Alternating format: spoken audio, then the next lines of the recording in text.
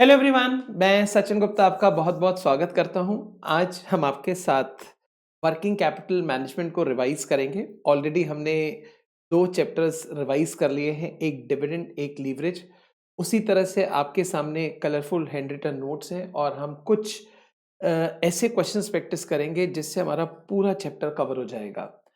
आज हम management of working capital में 2 यूनिट करेंगे। एक यूनिट नंबर 1 जिसका नाम ही मैनेजमेंट ऑफ वर्किंग कैपिटल है और एक unit number 6 financing of working capital. ये दोनों एक दूसरे से कनेक्टेड हैं। इसके सारे थ्योरी नोट्स, सारे इंपॉर्टेंट पॉइंट्स, बेहतरीन प्रैक्टिकल क्वेश्चंस सब आपके सामने हैं। आइए हम शुरू कर रहे हैं अपना वर्किंग कैपिटल मैनेजमेंट। मैं स्क्रीन का साइज़ बड़ा कर रहा हूँ। आपको अभी सिर्फ़ पहले वाला जो कॉलम है नोट्स में, वो यहाँ पे दिखा रहा हूँ। सबसे पहले इसमें कॉन्सेप्ट है meaning of working capital. Working capital का मतलब क्या होता है? वर्किंग कैपिटल का मतलब होता है एक वो अमाउंट जो हर बिज़नेस को चाहिए फॉर देयर स्मूथ कंडक्ट। यानी कि एक ऐसा अमाउंट जो बिज़नेस में स्मूथ रनिंग और फंक्शनिंग के लिए चाहिए होता है, उसको वर्किंग कैपिटल बोलते हैं। और आप कह सकते हैं ये करंट एसेट्स, करंट लायबिलिटीज़ का डिफरेंस होता है। करंट एसेट्स क्या होती हैं? कोई भी ऐसी एसेट जिसको हम कैश में कन्वर्ट कर सकते हैं या जिसको हम इंटेंडेडली सेल कर सकते हैं या कंज्यूम कर सकते हैं with in a period of 12 months, उसको बोलते हैं करंट एसेट्स। और कोई ऐसी लायबिलिटी, ऐसा ऑब्लिगेशन जिसको आने वाले 12 महीने में हमें सेटल करना है, उसको करंट लायबिलिटी बोलते हैं। तो एक तरह से वर्किंग कैपिटल का मतलब हुआ करंट एसेट्स, करंट लायबिलिटी का डिफरेंस। आइए नोट्स में फर्स्ट पॉइंट पढ़ के देखते हैं, meaning of working capital. Working capital is defined age difference between current assets and current liabilities. अब इसी में हम इसके कॉन्सेप्ट को पढ़ेंगे। वर्किंग कैपिटल के 2 कॉन्सेप्ट्स होते हैं, एक on the basis of value, एक on the basis of time. On the basis of value में वर्किंग कैपिटल के 2 टाइप्स होते हैं, ग्रॉस और नेट। ग्रॉस वर्किंग कैपिटल का मतलब होता है सिर्फ करंट एसेट्स और नेट का मतलब होता है current assets minus current liabilities. जब भी हम वर्किंग कैपिटल बोलते हैं, ना उसके साथ ग्रॉस लगाते ना नेट लगाते, तो इसका मतलब नेट होता है। तो in ordinary speaking working capital means net working capital, whereas gross का मतलब होता है only the current assets. On the basis of time working capital के 2 टाइप्स होते हैं, एक होता है परमानेंट, एक होता है टेम्परेरी। परमानेंट वर्किंग कैपिटल वो होता है जो हमें बिजनेस में हमेशा चाहिए, एक ऐसा अमाउंट जो स्मूथ कंडक्ट ऑफ बिजनेस के लिए जरूरी होता है। अगर हमारे बिजनेस में किसी भी तरह की ग्रोथ नहीं है और किसी भी तरह का स्लो डाउन नहीं है, तो परमानेंट वर्किंग कैपिटल का अमाउंट सेम रहता है। जो भी अमाउंट हमें परमानेंट के ऊपर चाहिए, जो फ्लक्चुएट करता है, उसको हम बोलते हैं टेम्परेरी वर्किंग कैपिटल। जैसे सीजनल कुछ प्रोडक्ट्स होते हैं, उन सीजन में उनकी डिमांड आती है, उसकी इन्वेंटरी बिल्टअप करने के लिए उस सीजन में हमें जो पैसे चाहिए, that is called temporary working capital. आप एक बात याद रखिएगा, अगर हमारा बिजनेस स्केल अप होता है, बिजनेस का लेवल बढ़ता है, जैसे पहले हमारी एक ब्रांच थी, मान लीजिए अब 2 ब्रांच हो गई, तो amount of permanent working capital भी इंक्रीज होगा। उसके ऊपर whatever we require is called temporary working capital. आप यहां ग्राफ में देख सकते हैं, एक्स एक्सिस में हमें टाइम दे रखा है और वाई एक्सिस पर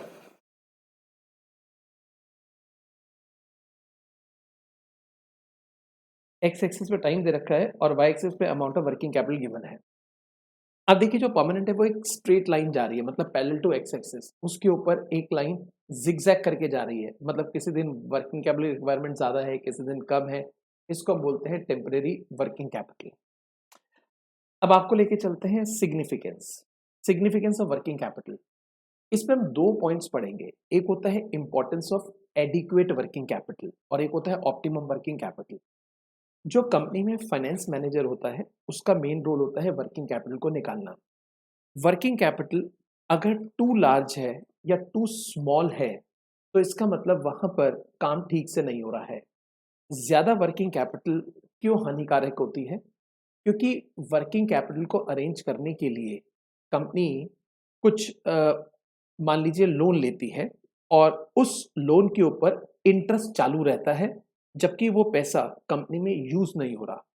इस सिचुएशन को ओवर कैपिटलाइजेशन बोलते हैं, यानी कि पैसा ज्यादा है लेकिन रिटर्न नहीं आ रही है और उसकी हमें कुछ कॉस्ट पड़ रही है। अगर मान लीजिए वर्किंग कैपिटल हमारे पास स्मॉल है, तो इससे इंसॉल्वेंसी के चांसेस अराइज हो जाते हैं। इंसॉल्वेंसी यानी कि पॉसिटी ऑफ वर्किंग कैपिटल की शॉर्टेज। होता क्या है, हमारे पास इन्वेंट्री नहीं है to sell to the customer, क्योंकि वर्किंग कैपिटल का अमाउंट कम है, उससे हम इन्वेंट्री बिल्टअप नहीं कर पाए और जितने लोग आ रहे हैं वो हमारे पास से खाली आज जा रहे हैं। तो वर्किंग कैपिटल जो है वो एडिक्वेट होनी चाहिए। एक बार जरा देखते हैं क्या लिखा है। A large amount of working capital means company has idle funds. अगर वर्किंग कैपिटल ज्यादा है तो इसका मतलब कंपनी के पास आइडल फंड्स है। Company has to pay huge amount as interest on such funds, और इसके ऊपर कंपनी को इंटरेस्ट देना पड़ता है। इससे ओवर कैपिटलाइजेशन होता है। If company has inadequate then such firm run risk of insolvency. अब क्वेश्चन ये है वर्किंग कैपिटल होनी कितनी चाहिए। वर्किंग कैपिटल होनी चाहिए ऑप्टिमम। ऑप्टिमम का मतलब ना वहां पे सरप्लस हो ना शॉर्टेज हो। Basically it depends upon the nature of business. जैसे मान लीजिए एक कंस्ट्रक्शन कंपनी है, वहां पर 3 तरह की इन्वेंट्री होती है, raw material, WIP, finish goods. इसके अलावा वहां जेस्टेशन पीरियड ज्यादा होता है, तो वहां वर्किंग कैपिटल की रिक्वायरमेंट ज्यादा है। लेकिन एक रेस्टोरेंट है जो पेरिशेबल आइटम्स के अंदर डील करता है, वहां इन्वेंट्री ज्यादा पाइल अप नहीं कर सकते हैं, वहां वर्किंग कैपिटल की रिक्वायरमेंट कम होती है। तो अगर कोई पूछे व्हाट इज ऑप्टिमम, तो basically it depends upon the circumstances and the situation. तो लिखा क्या है, optimum working capital can be determined only with reference to a particular circumstances of a specific situation। आइए आगे लेके चलते हैं। डिटर्मिनेंट्स। वर्किंग कैपिटल के डिटर्मिनेंट्स क्या है, मतलब किन बातों पे वर्किंग कैपिटल डिपेंड करती है। एक है नीड फॉर कैश। कंपनी कितना मिनिमम कैश बैलेंस अपने पास रखना चाहती है for meeting day to day expense, इसके ऊपर वर्किंग कैपिटल डिटरमाइन करती है।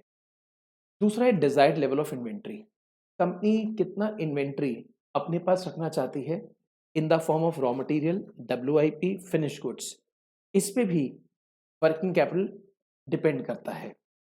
Receivable short term financing options. अब जैसे मान लीजिए कंपनी सेल करती है और सारी सेल कंपनी उधार में कर रही है, तो ऐसे में डेटर्स क्रिएट हो जाते हैं, तो वर्किंग कैपिटल की रिक्वायरमेंट बढ़ जाती है। Short term financing option, company के पास क्या क्या ऑप्शंस अवेलेबल हैं।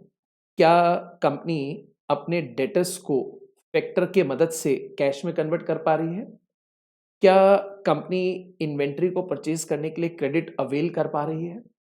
इसके अलावा nature of business, manufacturing companies में वर्किंग कैपिटल की रिक्वायरमेंट ज़्यादा होती है एज कंपेयर टू ट्रेडिंग और सर्विस, क्योंकि मैन्युफैक्चरिंग में 3 तरह की इन्वेंट्री क्रिएट करनी पड़ती है, रॉ, डब्ल्यूआईपी, फिनिश गुड्स, जबकि ट्रेडिंग के अंदर एक ही तरह की इन्वेंट्री हम कैरी कर रहे हैं। ऑपरेटिंग एफिशिएंसी, कंपनी में वेस्टेजेस कितनी है, कंपनी किस हिसाब से प्रोडक्शन कर रही है, उसके ऊपर भी वर्किंग कैपिटल डिपेंड करती है। मार्केट एंड डिमांड कंडीशंस, बाजार में डिमांड कैसी है। मान लीजिए प्रोडक्ट की डिमांड बहुत ज़्यादा है और प्रोडक्ट आता है बिक जाता है, तो ऐसे में हमें किसी तरह की इन्वेंट्री होल्ड अप करने की ज़रूरत नहीं है, तो वर्किंग कैपिटल की रिक्वायरमेंट कम रहेगी। लेकिन डिमांड बहुत स्लो है, इन्वेंट्री पाइल अप हो रही है, तो ज़्यादा वर्किंग कैपिटल की रिक्वायरमेंट हमें पड़ जाती है। Technological and manufacturing policies, company के काम करने के तरीके, प्रोसेस कैसे हैं, इनोवेशन इंप्रूवमेंट कैसी है, उसके ऊपर भी वर्किंग कैपिटल डिपेंड करती है। प्राइस लेवल चेंजेस, मान लीजिए इन्फ्लेशनरी इकोनॉमी है, सेम लेवल ऑफ बिजनेस है, उसको मेंटेन करने के लिए ज़्यादा वर्किंग कैपिटल की रिक्वायरमेंट है। और मान लीजिए एक्सचेंज रेट है वो एडवर्सली फ्लक्चुएट कर रहा है, तो ऐसे में भी वर्किंग कैपिटल की रिक्वायरमेंट बढ़ जाती है, प्रोवाइडेड हम फॉरेन करेंसी को अपने बिजनेस में यूज कर रहे हैं। अब आगे लेके चलते हैं, management of working capital. Working capital का मैनेजमेंट कैसे कर सकते हैं, इसमें हम पहले इसका स्कोप पढ़ेंगे, और स्कोप में लिक्विडिटी एंड प्रॉफिटेबिलिटी है। हमें इन दोनों के बीच में बैलेंस बिठाना है। प्रॉफिटेबिलिटी बढ़ाने के लिए कई बार हम वर्किंग कैपिटल ज्यादा कर देते हैं, लेकिन हमें ध्यान रखना है कि इतनी ज्यादा ना हो कि फंड्स आइडल रहे। कैसे हम इनके बीच में बैलेंस बिठा सकते हैं, आइए। While maintaining liquidity, the cost aspect need to be borne in mind। अगर आप बहुत ज़्यादा लिक्विडिटी रख रहे हैं, मतलब काफ़ी सारा वर्किंग कैपिटल आपके पास है, तो ऐसे में कुछ ना कुछ कॉस्ट आपकी लगेगी। वर्किंग कैपिटल का मतलब होता है, एक तरह से आप कह दें, करंट एसेट्स में इन्वेस्टमेंट। अगर आपके पास बहुत ज़्यादा करंट एसेट में इन्वेस्टमेंट है, तो उसकी कुछ ना कुछ कॉस्ट होती है। A trade-off is required between the liquidity and profitability, which increases profitability without disturbing day-to-day functioning. इनके बीच में ट्रेड ऑफ होना जरूरी है। जैसे वर्किंग कैपिटल का एक कंपोनेंट होता है इन्वेंट्री। अगर आप प्रॉफिटेबिलिटी बढ़ाना चाहते हैं तो एक बात इंश्योर करें, आपके यहां स्टॉक आउट नहीं होना चाहिए। लेकिन अगर आप लिक्विडिटी कम करते हैं तो ऐसे में आपको कम इन्वेंट्री चाहिए, कम इन्वेंट्री। अब इसके लिए आप EOQ, economic order quantity, JIT, इसका यूज कर सकते हैं। रिसीवेबल, अगर आपको प्रॉफिटेबिलिटी बढ़ानी है तो आप सेल पर ज्यादा उधार दें, लंबा क्रेडिट दें, क्योंकि जितना ज्यादा क्रेडिट देंगे उतनी ज्यादा सेल बढ़ेगी। लेकिन लिक्विडिटी मेंटेन करने के लिए हम आपको एडवाइस करेंगे, आप क्रेडिट सेल की बजाय कैश सेल करें। और इसके लिए आप अपनी क्रेडिट पॉलिसी को इवेल्युएट कर सकते हैं। और क्रेडिट सेल अगर आप कर भी रहे हैं तो फैक्टरिंग अरेंजमेंट का फायदा लेके उसको कैश में कन्वर्ट कर सकते हैं। प्रीपेड एक्सपेंस, अगर आप अपने कुछ खर्चे एडवांस में दे देते हैं तो इससे कहीं ना कहीं एक अनसर्टेनिटी है वो कम हो जाती है।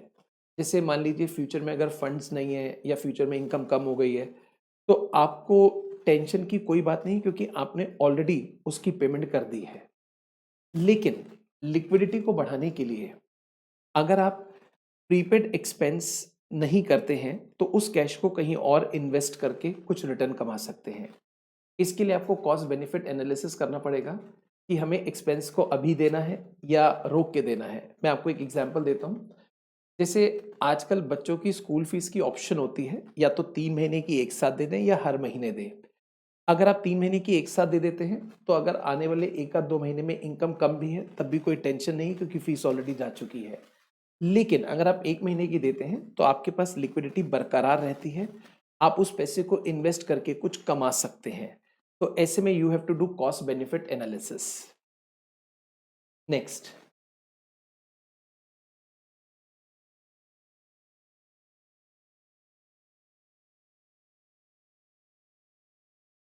कैश।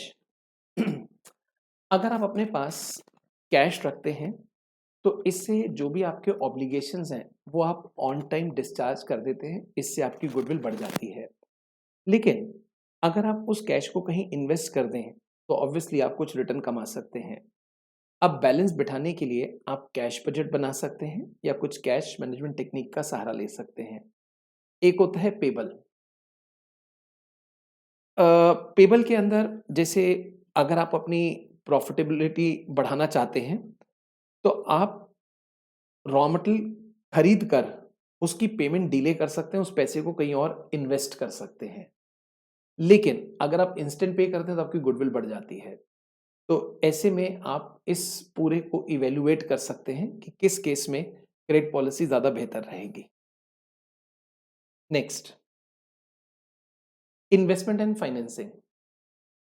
इन्वेस्टमेंट का मतलब है हाउ मच, हमें कितनी वर्किंग कैपिटल चाहिए, और फाइनेंसिंग का मतलब होता है वेयर फ्रॉम, हम वर्किंग कैपिटल कहाँ से फाइनेंस करा सकते हैं। वर्किंग कैपिटल को फाइनेंस कराने के हमारे पास काफ़ी सारे सोर्सेज हैं जो हम थोड़ी देर के बाद आपके साथ डिस्कस करेंगे। एक बार यहाँ पे देखते हैं। Investment of working capital, how much to be invested in working capital as capital, level of investment dependent on following factors, nature of industry, आप किस इंडस्ट्री के अंदर हैं। जैसे मैंने आपको बताया, अगर आप रेस्टोरेंट के अंदर हैं तो वहाँ पे आपको वर्किंग कैपिटल कम चाहिए as compare to construction. Type of products, मान लीजिए आप कोई एक ऐसा प्रोडक्ट बनाते हैं जो हेवी प्रोडक्ट है, कैपिटल इंटेंसिव है, बड़ी मशीनें बना रहे हैं, तो वहाँ पे वर्किंग कैपिटल की रिक्वायरमेंट ज़्यादा है as compare to small consumable product. Similarly manufacturing trading service, manufacturing के अंदर अगर आप हैं तो वर्किंग कैपिटल ज़्यादा चाहिए, ट्रेडिंग सर्विस में है तो कम चाहिए। अगर वॉल्यूम ऑफ सेल बढ़ रहा है तो ऑब्वियसली वर्किंग कैपिटल ज़्यादा चाहिए, क्योंकि ज़्यादा सेल होगी तो ज़्यादा रिसीवेबल भी होंगे। क्रेडिट पॉलिसी आपकी कैसी है, अगर आप बहुत लिबरल फॉलो कर रहे हैं तो वर्किंग कैपिटल ज़्यादा चाहिए, क्योंकि पेमेंट अब कुछ टाइम रुक कर आएगी। अगर आप टाइट पॉलिसी फॉलो कर रहे हैं तो ऐसे में आपको वर्किंग कैपिटल कम चाहिए, क्योंकि आप मोर और लेस जल्दी कलेक्ट कर रहे हैं। Approaches for working capital investment, देखिए हमारे पास 3 अप्रोचेस होती हैं। एक होती है एग्रेसिव, एक होती है कंजर्वेटिव और एक होती है मॉडरेट या ट्रेड ऑफ। पहले हम आपके साथ बात करते हैं कंजर्वेटिव। कंजर्वेटिव अप्रोच हमेशा डर के रहती है। कंजर्वेटिव अप्रोच फॉलो करने वाले अपने पास वर्किंग कैपिटल का भरपूर पैसा रखते हैं। वो ये कहते हैं किसी भी वजह से हमारे हाथ से कोई भी बिजनेस नहीं जाना चाहिए। अगर इन्वेंट्री है तो भरमार रख दो, कभी भी स्टॉक आउट ना हो। कोई ग्राहक ज्यादा क्रेडिट मांगता है तो उसको ज्यादा क्रेडिट दे दो, खाली हाथ ना जाए। तो ऐसे लोगों की जो प्रॉफिटेबिलिटी होती है वो आमतौर पे कम होती है, लेकिन लिक्विडिटी ज्यादा होती है। एक होती है एग्रेसिव। एग्रेसिव अप्रोच वाले कम करंट एसेट के साथ बिजनेस करते हैं। वो कहते हैं हम आइडियल इन्वेंट्री कैरी करेंगे बाय फॉलोइंग जेआईटी। हम ज्यादातर कैश सेल करेंगे या कुछ इस तरह से सेल करेंगे कि कम से कम क्रेडिट हमें देना पड़े, जिससे डेटर्स रिसीवेबल के अंदर हमारे पैसे कम ब्लॉक हो। तो ये हो गई एग्रेसिव। मॉडरेट इनके बीच में होता है, जहां पे हम middle level of inventory, middle level of debtors को मेंटेन करना चाहते हैं। आइए नेक्स्ट पॉइंट पे चलते हैं। Current asset to fix asset ratio, ये बेसिकली कंजर्वेटिव उसी के ऊपर है। आप देख सकते हैं अगर हमारे पास हाई करंट एसेट्स है, it means we are following conservative. High current asset fix asset ratio provide greater liquidity to the firm. Liquidity बहुत ज्यादा है बट प्रॉफिटेबिलिटी या रिटर्न कम हो जाती है। एग्रेसिव में क्या होता है, रिटर्न ज्यादा होती है, प्रॉफिटेबिलिटी ज्यादा होती है, लेकिन लिक्विडिटी कम होती है। हमेशा एक तरह से हम तरसते रहते हैं फंड्स के लिए, बट क्योंकि फंड्स नहीं है ज्यादा हमारे पास वर्किंग कैपिटल के अंदर, तो कॉस्ट कम होने की वजह से प्रॉफिटेबिलिटी इंक्रीज हो जाती है। मॉडरेट में क्या होता है, it generate return higher than conservative policy but lower than aggressive. एक कॉन्सेप्ट होता है ऑपरेटिंग और वर्किंग कैपिटल। ऑपरेटिंग और वर्किंग कैपिटल साइकिल का मतलब होता है कैश टू कैश साइकिल। पैसे देने से पैसे आने का जो टाइम गैप होता है उसको ऑपरेटिंग साइकिल बोलते हैं। ऑपरेटिंग साइकिल जितनी कम हो उतना कंपनी के लिए अच्छा है, उतनी लिक्विडिटी कंपनी के पास रहती है। अगर ऑपरेटिंग साइकिल किसी कंपनी की नेगेटिव में है, इसका मतलब वो अपने कस्टमर से एडवांस में पैसे लेते हैं और अपने सप्लायर को बाद में देते हैं। अगर ऑपरेटिंग साइकिल प्लस में है तो इसका मतलब सप्लायर को पहले दे रहे हैं, इनको सामान बना के बेच के पैसे बाद में आते हैं। खैर जितना ऑपरेटिंग साइकिल कम हो उतना बेहतर रहता है। Operating cycle analyse accounts receivable, inventories, account payable in terms of number of days. यहां पर हम नंबर ऑफ डेज के अकॉर्डिंग ऑपरेटिंग साइकिल निकालते हैं। देखिए सबसे पहले हमें कुछ कैश चाहिए रॉ मटेरियल परचेज करने के लिए, फिर उसको फिनिश गुड्स में कन्वर्ट करने के लिए भी फंड्स चाहिए, फिर हम उसको उधार में बेच देते हैं, उसके बाद हमें पैसे आते हैं। तो इस पूरे एक सर्कल को कवर करने में जितने डेज लगते हैं उसको बोलते हैं ऑपरेटिंग साइकिल या कैश टू कैश साइकिल या वर्किंग कैपिटल साइकिल। हम एक साल में ऐसी कितनी साइकिल चलाते हैं? अब एक साल में आमतौर पे या तो 360 या 365 डेज लेते हैं, डिवाइड बाय ऑपरेटिंग साइकिल कर दें तो इससे नंबर ऑफ ऑपरेटिंग साइकिल निकल आती है। यहाँ पर हमें कुछ सोर्सेज ऑफ फाइनेंस दे रखे हैं। अगर आप देखें तो ये हमारा यूनिट नंबर 6 शुरू हो जाता है। एक होता है स्पॉन्टेनियस सोर्स, मतलब ये अपने आप राइज हो जाता है। इसमें सबसे पहला है ट्रेड क्रेडिट। ट्रेड क्रेडिट क्या होता है, देखिए एज अ परचेजर हम सेलर के पास गए और हमने उसको बोला हमें कुछ सामान खरीदना है। वो कह रहे ठीक है आप मेरे से सामान ले लीजिए, पेमेंट आप मेरे को 1 महीने के बाद करना। आप एक चीज देखिए, हमारा काम तो बन गया, सामान तो हमने खरीद लिया, पैसे बाद में देने हैं।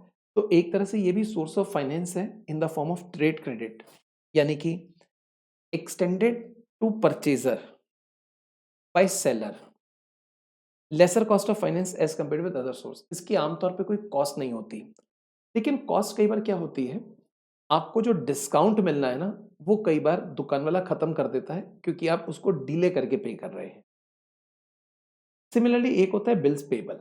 बिल्स पेबल में क्या होता है, जो सेलर है वो एक बिल ड्रॉ करता है, परचेजर को देता है, परचेजर उसको साइन कर देता है कि मैं फला फला डेट पर जो भी इसका बियरर होगा या आपको मैं पेमेंट कर दूंगा। तो एक तरह से रिटर्न एग्रीमेंट हो गया।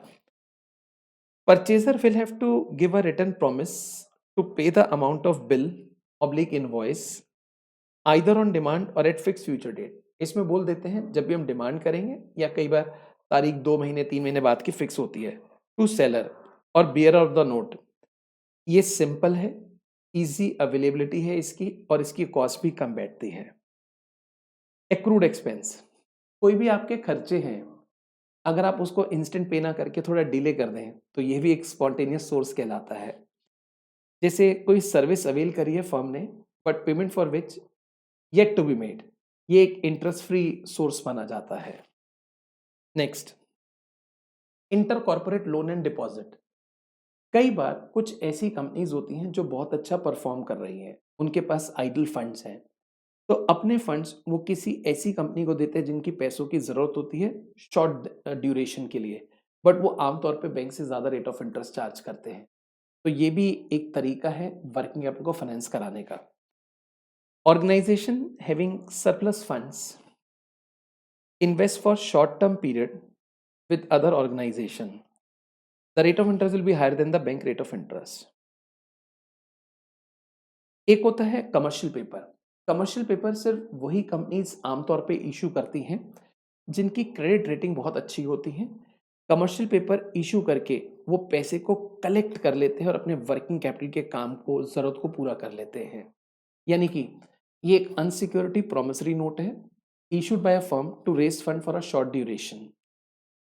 enables highly rated corporate borrower for short term borrowing, maturity period minimum 7 दिन से लेके 1 साल तक होता है और कमर्शियल पेपर 5 लाख के मल्टीपल में हम इशू कर सकते हैं, जो डिनोमिनेशन है वो 5 लाख है। अब आगे देखते हैं, इसकी कुछ एडवांटेज हैं। पहला, does not contain any restricted condition. जब भी कोई कंपनी कमर्शियल पेपर इशू करती है तो उसके अंदर कोई रिस्ट्रिक्टेड कोवेनेंट नहीं होता, यानी कि कोई क्लॉज ऐसा नहीं होता जो कंपनी के ऊपर रिस्ट्रिक्शन लगाए उसके यूजेज के लिए। ये एक कंटिन्यूस सोर्स ऑफ फंड है। जैसे मान लीजिए कंपनी ने एक कमर्शियल पेपर इश्यू करा, अब उसकी मैच्योरिटी हो रही है, कंपनी वापस कर रही है। जैसे ही फंड्स वापस करेगी इमीडिएटली कंपनी नए कमर्शियल पेपर इश्यू करके दोबारा से फंड्स रेज कर लेगी। Maturity can be tailored to suit the requirement of issuing firm. जरूरी नहीं कि आप 7 दिन के लिए इशू करें, 1 साल के लिए, आप अपनी रिक्वायरमेंट के हिसाब से इसका ड्यूरेशन सेट कर सकते हैं। Issued as a source of fund even when money market is tight. मान लीजिए आप बैंक के पास लोन लेने के लिए गए बट वहां से या तो पैसा मिल नहीं रहा है या इंटरेस्ट कुछ कम ज़्यादा हो रहा है, तो आप कमर्शियल पेपर के माध्यम से पैसा रेज कर सकते हैं। Cost of commercial paper two issuing firm is lower than cost of commercial bank loan. Loan को रेज करने में पैसे ज़्यादा लगते हैं, कमर्शियल पेपर को इश्यू करने में कम लगते हैं। लिमिटेशन, कोई नई कंपनी है जो अभी एक मॉडरेट बिजनेस कर रही है या बहुत अच्छी उनकी रेटिंग नहीं है, एवरेज रेटिंग है, वो कमर्शियल पेपर इशू नहीं कर सकती। इसके अलावा आपने एक बार मैच्योरिटी बता दी, आप उसके पहले उसको रिडीम नहीं कर सकते, ना ही आप उसको एक्सटेंड कर सकते। You have to redeem on the date only. एक और वर्किंग कैपिटल का सोर्स है फंड्स जनरेटेड फ्रॉम ऑपरेशन। आप जो भी फंड्स जनरेट करते हैं अपने बिजनेस से, वो भी आप वर्किंग कैपिटल में यूज कर सकते हैं। आमतौर पे जो भी आपके नेट प्रॉफिट्स होते हैं उसमें हम डिप्रिसिएशन प्लस कर दें। ये आपने फंड्स फ्रॉम ऑपरेशन में सीखा होगा जब आप फंड फ्लो स्टेटमेंट बनाते हैं। एक होता है पब्लिक डिपॉजिट्स। कुछ कंपनीज पब्लिक से पैसा लेती है जस्ट लाइक एफडीज, तो वहां पे जब पब्लिक अपना पैसा देती है तो उसका इस्तेमाल भी वर्किंग कैपिटल के लिए किया जा सकता है। एक होता है बिल डिस्काउंटिंग। जैसे सप्लायर ने सामान बेचा, अब परचेजर को बोला हम आपको एक बिल दे रहे हैं, आप उस पे साइन कर दें। उस पे लिखा होता है मैं आपको ये अमाउंट इस डेट पे दे दूंगा। अब सप्लायर क्या करता है, उस पर्चे को लेके बैंक के पास जाता है और बैंक को कहता है आप मेरे को पेमेंट अभी कर दें, और जो परचेजर है वो आपको दे देगा। एक तरह से यहाँ पर कुछ फंड्स अरेंज हो गए हैं, ये भी एक सोर्स है वर्किंग कैपिटल का। नेक्स्ट है बिल रीडिस्काउंटिंग स्कीम। बैंक ने जो बिल डिस्काउंट किया है, बैंक उसको आरबीआई के पास जाके फर्दर डिस्काउंट करा लेता है कई बार, उसको बोलते हैं रीडिस्काउंटिंग। ये स्कीम 1970 में आई थी।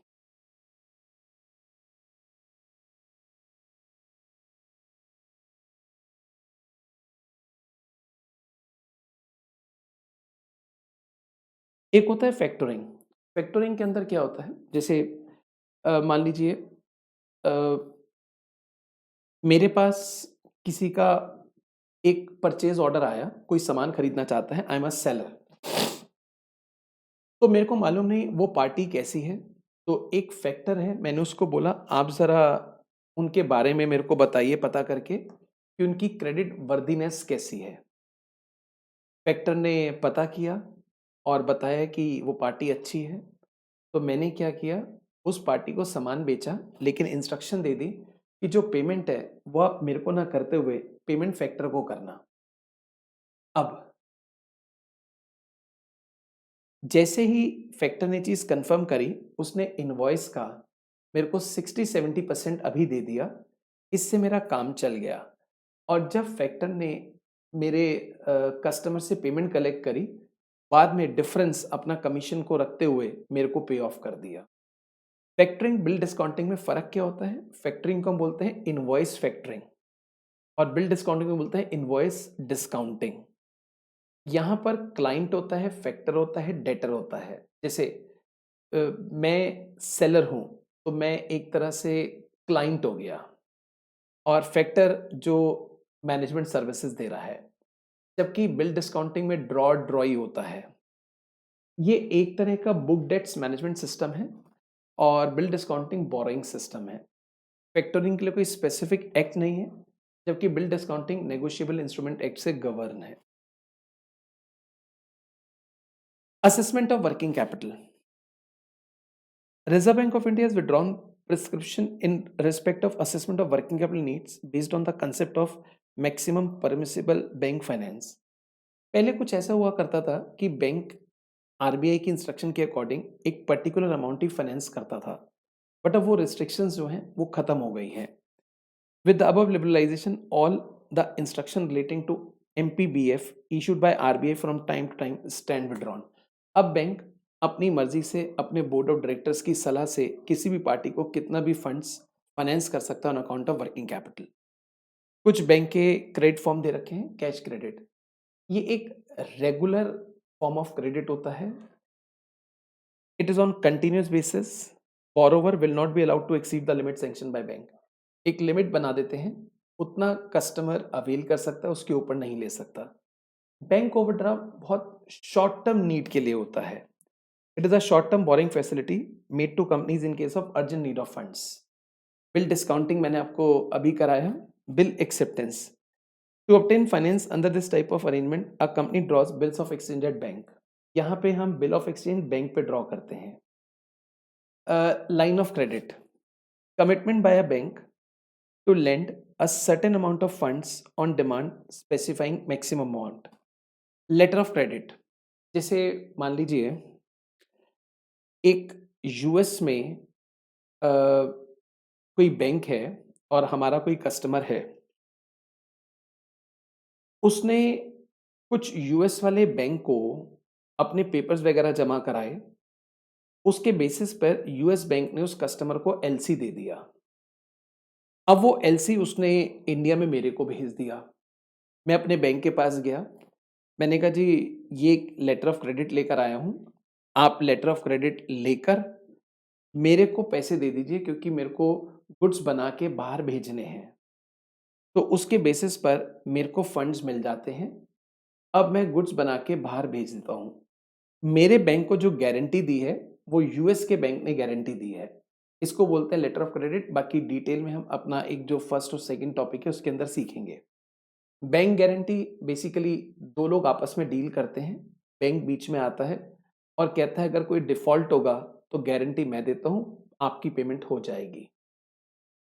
एक फॉर्मेट ऑफ वर्किंग कैपिटल है, जिसमें करंट एसेट्स, करंट लायबिलिटीज़ हम निकालते हैं।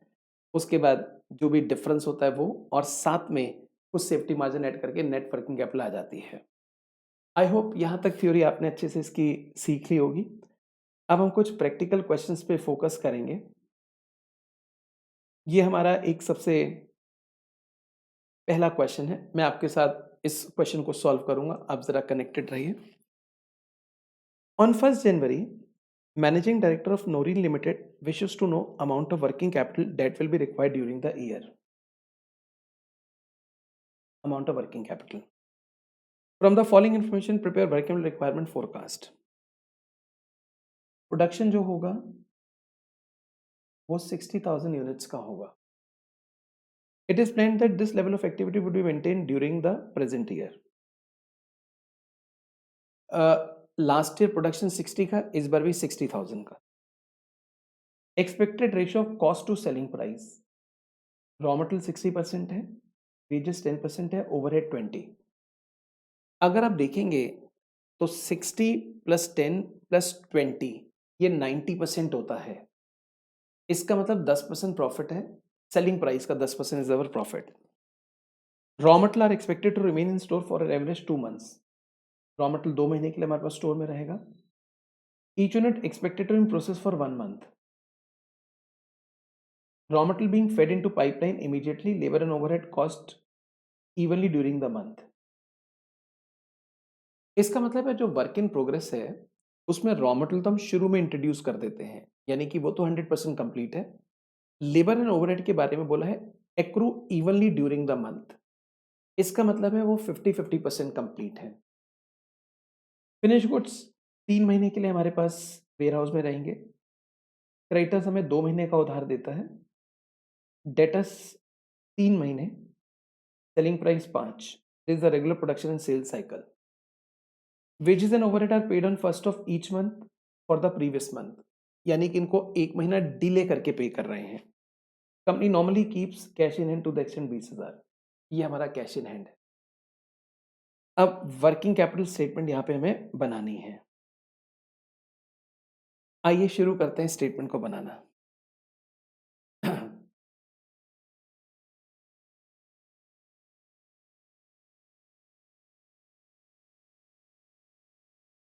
Estimation of working capital. सबसे पहले करंट एसेट्स. करंट एसेट में इन्वेंट्री, रॉ मटेरियल. अब क्वेश्चन कहता है रॉ मटेरियल हमारे पास 2 महीने का रहेगा. 5 रुपए पर यूनिट सेलिंग प्राइस है, उसका 60% है रॉ मटेरियल. अगर हम 5 रुपए का 60% निकालते हैं तो वो 3 आता है. वेजेस 10% है, यानी कि 50 पैसे. 5 रुपए का 10%. ओवरहेड है 20%, 5 रुपए का, यानी कि 1. हमारी टोटल कॉस्ट हो जाएगी 4.5. 4.5 कैसे आया? 3 प्लस 0.5 प्लस 1. हम रॉ मटेरियल को अपने पास रखते हैं 2 महीने के जितना. अब पूरे साल में अगर हम 60,000 यूनिट बनाते हैं, उसको बनाने के लिए इतना रॉ मटेरियल लगता है. 3 रुपए का पर यूनिट है और हमारे पास रॉ मटेरियल 2 मंथ्स का स्टॉक में है into 2/12,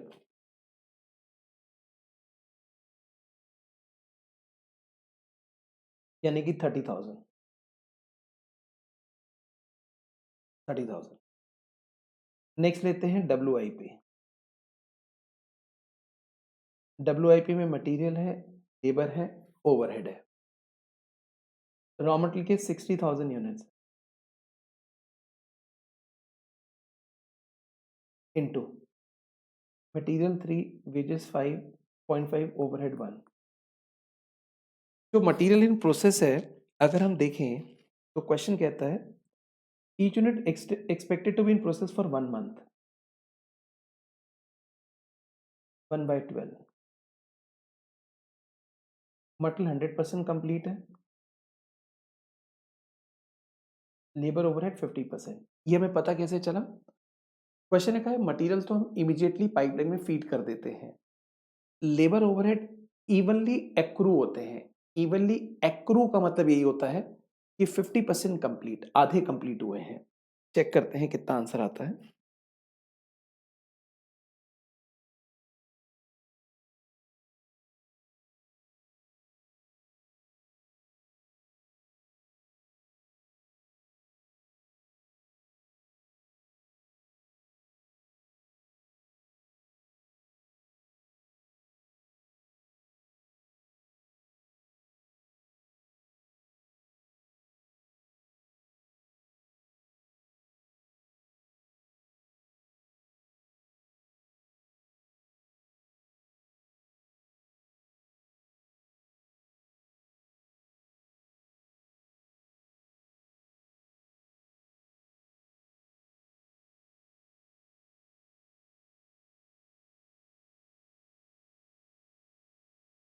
18,750.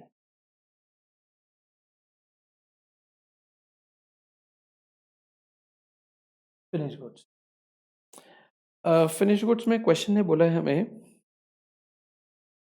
Finish goods will stay in warehouse awaiting dispatch 3 months, 60,000 into 4.5 divide 12। हमें एक चीज़ कंफर्म करनी होती है, जो ओवरहेड्स का अमाउंट है उसमें डेप्रिसिएशन ना हो, यानी कि नॉन कैश कॉस्ट ना हो।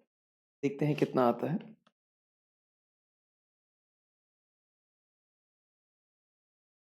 67,500। अब हम लेते हैं रिसीवेबल। कुछ मेंशन नहीं है तो हमारी सारी सेल उधार पे रहेगी। 60,000। जब हम डेटर्स निकालेंगे तो कैश कॉस्ट पे कैलकुलेशन करते हैं। हम सेलिंग प्राइस में से दो चीजें हटा देंगे, एक प्रॉफिट और एक डेप्रिसिएशन, क्योंकि वो हमारे ब्लॉक नहीं हो रहे। 5 रुपए का सेलिंग प्राइस है, अगर आप देखेंगे तो 50 पैसे का प्रॉफिट है, डेप्रिसिएशन है ही नहीं। तो एक तरह से 4.5 पे डेटर्स को वैल्यू करेंगे इनटू 3 मंथ्स, 3/12। चेक करके देखते हैं कितना आंसर आता है। सेम ही आ जाएगा, 67,500। कोई आई थिंक प्रीपेड एक्सपेंस तो नहीं है, बट एक कैश बैलेंस है, मिनिमम कैश 20,000। इन सब का सम करते हैं कितना आता है, देखते हैं।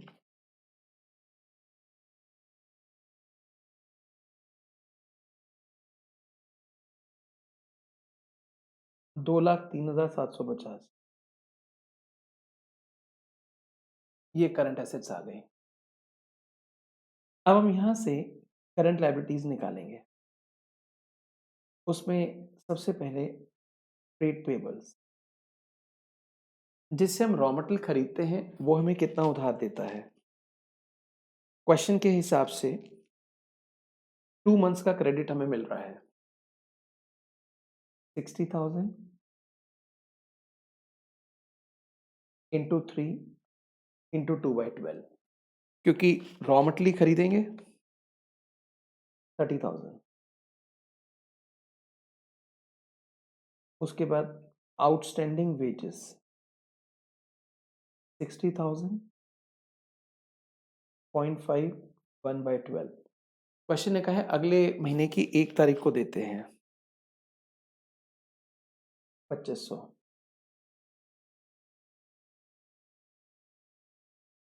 Outstanding overheads 60,000, 1/12, 5,000। टोटल आ गया 37,500। और वर्किंग कैपिटल आ जाएगा करंट एसेट्स और करंट लायबिलिटीज का डिफरेंस 166,250। ये हमारा पहला क्वेश्चन कंप्लीट है, जिसमें हमने वर्किंग कैपिटल आपके लिए निकाल दी है। अगर आप देख सकते हैं, फिर आगे लेके चलेंगे। आई होप आपने यहाँ तक समझ लिया होगा। मैं आगे लेके चलता हूँ। नेक्स्ट है question number 2। The following annual figures relate to XYZ company. Sales 36 lakh है, 2 महीने का क्रेडिट है सेल्स पर। मटेरियल कंज्यूम्ड 9 लाख दे रखा है, जिससे हम मटेरियल खरीदते हैं, उसने हमें 2 मंथ का क्रेडिट दिया है। वेजेस 720 है, 1 महीना डिले करके देते हैं। Cash manufacturing expense 9,60,000। Administrative expense है 2,40,000, इसमें टाइम लैग रहता है 1 मंथ का। सेल प्रमोशन एक्सपेंस हम क्वार्टरली देते हैं in advance. Company sales is product on gross profit of 25%. Depreciation is considered as part of cost of production. It keeps 1 month stock each of raw material and finished goods and cash balance of 1 lakh. Assume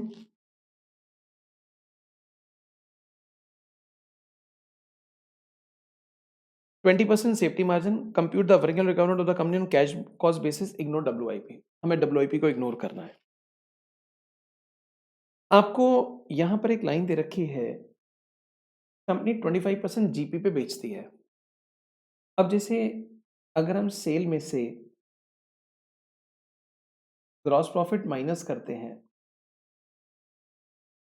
तो cost of goods sold आता है, COGS, या cost of production कह सकते हैं। अब sales है 36 लाख, उसका 25% माइनस कर दो। अगर सेल का 25% माइनस करेंगे तो वो हो गया 9 लाख, तो हमारा कॉग्स हो गया 27 लाख। कॉग्स में वो सारी कॉस्ट आती हैं जो कॉस्ट ट्रेडिंग अकाउंट के अंदर होती हैं।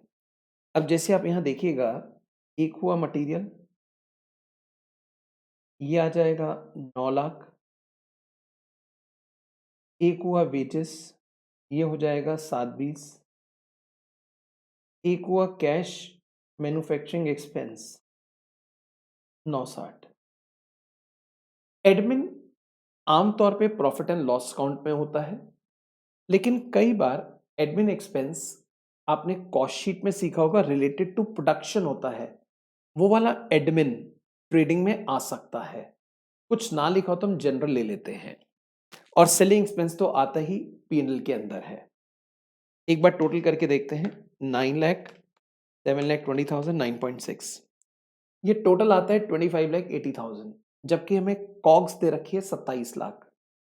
अब यहाँ कुछ बैलेंसिंग फिगर आ रही है जो कि 1,20,000 है, और ये डेप्रीसिएशन होगा, क्योंकि यहाँ क्वेश्चन ने कहा है depreciation is considered as part of cost of production.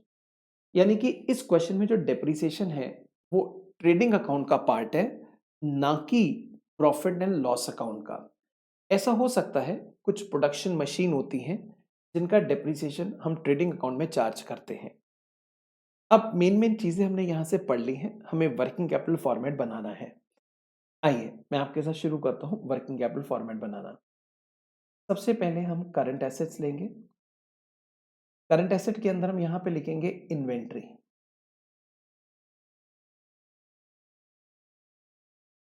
Inventory हम लेंगे रॉ मटेरियल की।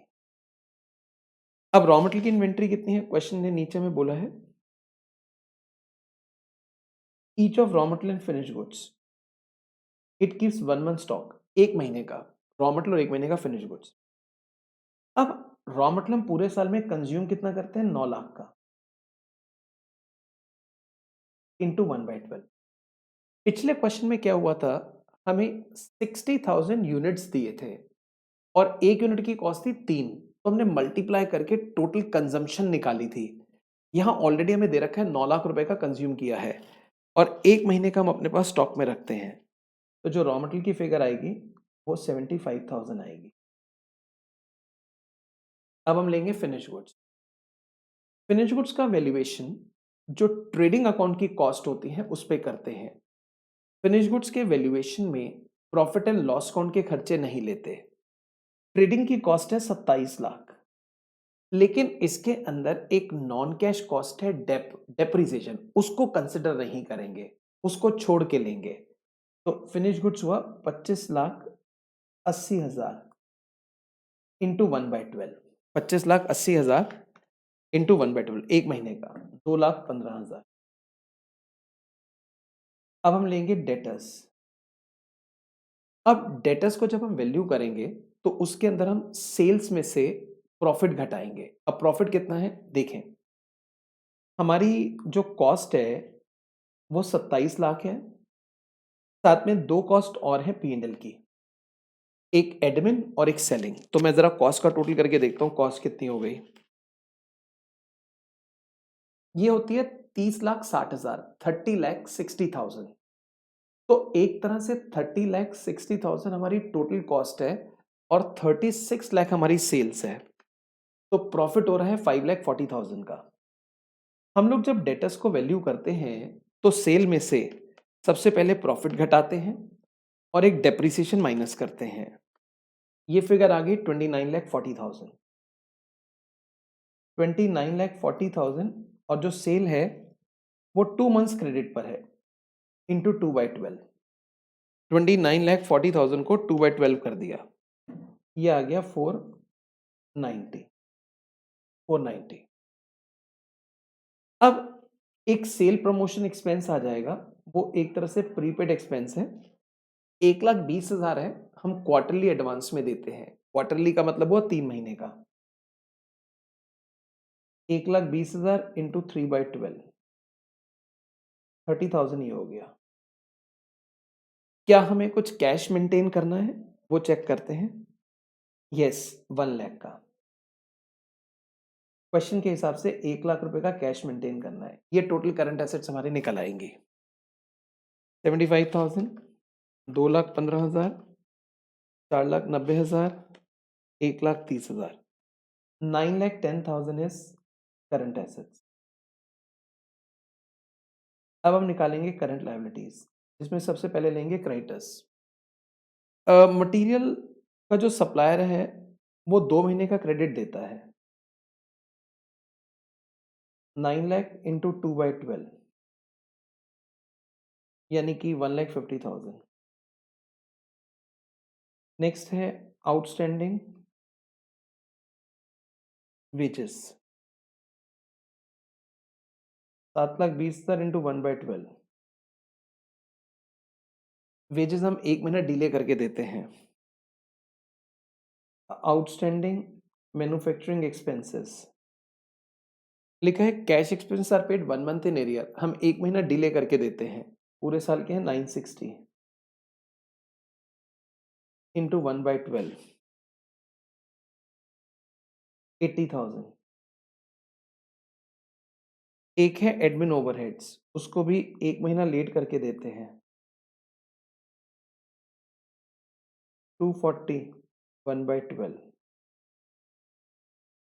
20,000। इसके अलावा सेल प्रमोशन तो एडवांस में जा रहा है। इन एक्सपेंसेस का टोटल करके देखते हैं कितना आता है।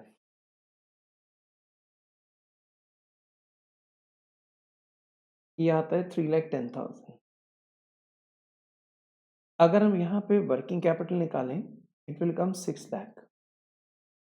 लेकिन 20% सेफ्टी मार्जिन है, प्लस सेफ्टी मार्जिन 6 लाख का 20%, तो इट विल कम 7,20,000। तो आंसर आ जाएगा 7,20,000। आई होप ये बात आपको समझ आ गई होगी। ये हमने वर्किंग कैपिटल निकाला है कैश कॉस्ट बेसिस पर। अब हमारा जो थर्ड क्वेश्चन है वो डबल शिफ्ट वर्किंग का है। मैं इसके बारे में आपको बताता हूँ। देखिए, कई बार कंपनी अपने प्रोडक्शन को बढ़ाने के लिए एक एक्स्ट्रा शिफ्ट लॉन्च करती है। जब भी एक्स्ट्रा शिफ्ट लॉन्च करते हैं तो ऑब्वियसली हमारा प्रोडक्शन डबल हो जाता है। जब प्रोडक्शन डबल होता है तो वर्किंग कैपिटल फॉर्मेट में जितने भी कंपोनेंट हैं, जितने भी एलिमेंट्स हैं, वो सब डबल हो जाते हैं एक्सेप्ट डब्ल्यूआईपी। डब्ल्यूआईपी डबल इसलिए नहीं होता क्योंकि अधूरा काम एक ही बार रहता है। जैसे पहली शिफ्ट का वर्कर कोई यूनिट बना रहा है, अब जैसे उसकी छुट्टी हुई उसने काम को वहीं छोड़ दिया। अब दूसरी शिफ्ट का वर्कर आएगा, वो कोई नया काम थोड़ी शुरू करेगा, वो उसी अधूरे काम को आगे लेके जाएगा और जब उसकी छुट्टी होगी तब वो इनकम्प्लीट रहेगा। तो एक तरह से उसने नया काम स्टार्ट नहीं करा, उसने इनकम्प्लीट को ही आगे करना शुरू करा। और जब वो सेकंड शिफ्ट का वर्कर जाएगा तब एक ही बार वर्क इन प्रोग्रेस रहेगा। तो सारी चीजें डबल हो जाती हैं एक्सेप्ट डब्ल्यूआईपी। अब जैसे प्रोडक्शन डबल होगा तो ऑब्वियसली रॉ मटेरियल का स्टॉक भी डबल होगा, डेटर्स भी डबल होंगे, कैश रिक्वायरमेंट भी डबल होगी, पेबल्स भी डबल हो जाएंगे, खर्चे भी डबल हो जाएंगे एक्सेप्ट द डब्ल्यूआईपी। आपको एक मैं और यहाँ पे ओपिनियन दूंगा। जब आप डबल शिफ्ट का क्वेश्चन करें तो आप हमेशा एक इनकम स्टेटमेंट बना लें और उसको पर यूनिट में भी बना लें। इससे आपको आंसर लिखने में काफी सावधानी सुविधा हो जाएगी। मैं आपको कनेक्ट करता हूं क्वेश्चन नंबर 3 के साथ। आइए। Submarine Enterprises has been operating its manufacturing facility till 31/3/22 on a single shift working with the following cost structure. एक सिंगल शिफ्ट पे लोग काम कर रहे हैं। कॉस्ट ऑफ मतलब में दे रखा है 6, वेजेस 5 रुपए जिसमें 40% फिक्स्ड है। यानी कि अगर आप देखेंगे तो वेजेस में 2 रुपए फिक्स्ड है और 3 रुपए वेरिएबल है। ओवरहेड्स 80% फिक्स्ड है, 4 रुपए फिक्स्ड है और 1 रुपए वेरिएबल है। प्रॉफिट सेलिंग प्राइस दे रखा है, सेल्स है 4,32,000 रुपीज़ की। As at 31/22 the company held, ये इनके पास स्टॉक है, रॉ मटेरियल का, डब्ल्यूआईपी का, फिनिश्ड गुड्स का, डेटर्स का। In view of increased market demand, it is proposed to double production by working an extra shift. Specific दे रखा है, प्रोडक्शन डबल करना चाहते हैं। It is expected that 10% discount will be available from supplier of raw material in view of increased volume of business. और 10% हमें discount मिलेगा क्योंकि raw material हम ज़्यादा खरीद रहे हैं। Selling price will remain the same, जो सेलिंग प्राइस है वो सेम रहेगा। Credit period allowed to customer will remain unaltered, credit period same रहेगा। Credit availed of from supplier will continue to remain at present level 2 months, और supplier को 2 महीने का उधार। Lag in payment of wages and expense will continue to remain half a month. You are required to prepare additional working capital requirement if the policy to increase output is implemented. एक बार इसको पढ़ लें फिर आगे लेके चलेंगे।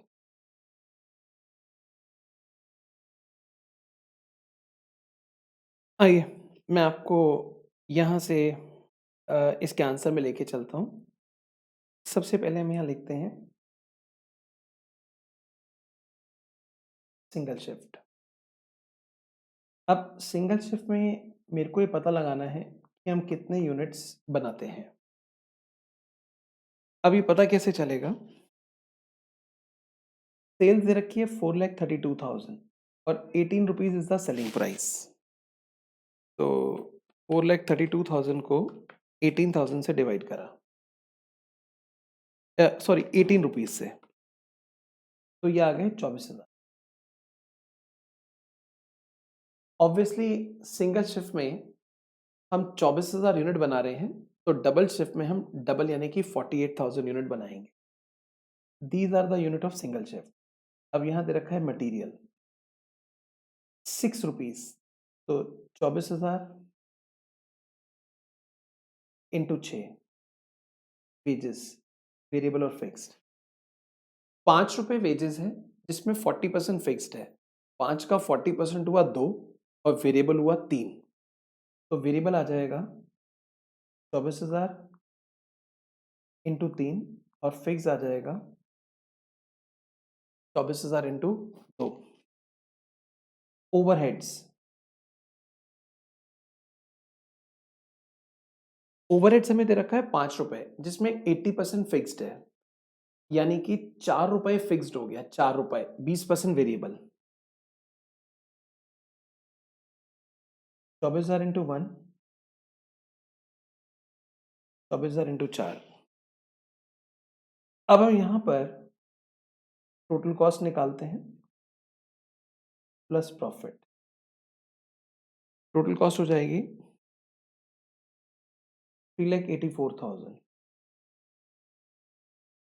Profit में थोड़ी देर के बाद लिखूंगा, पहले सेल्स का अमाउंट लिख रहा हूँ। 24,000 इंटू 18,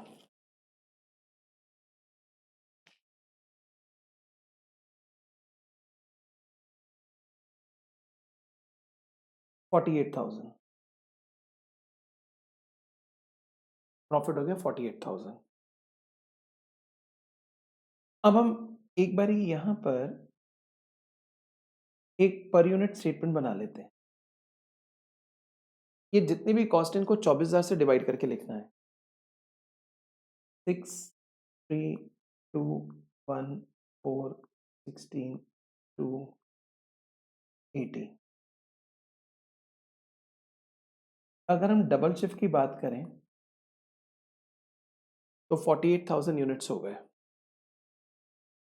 डबल शिफ्ट में जो रॉ मटेरियल है वो 5.4 का आएगा।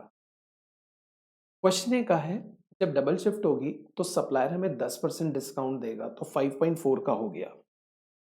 वेजेस हो जाएंगे 48,000 इंटू 3। जो फिक्स कॉस्ट है चाहे वो वेजेस की और ओवरहेड की, इट विल रिमेन सेम, तो ये 48,000 रुपीज ही आएगा। यहाँ पर हो जाएगा 48,000 इंटू 1, ये 24 इंटू 4 ये 96,000 ही आएगा। अभी टोटल कॉस्ट कितनी है वो चेक करते हैं।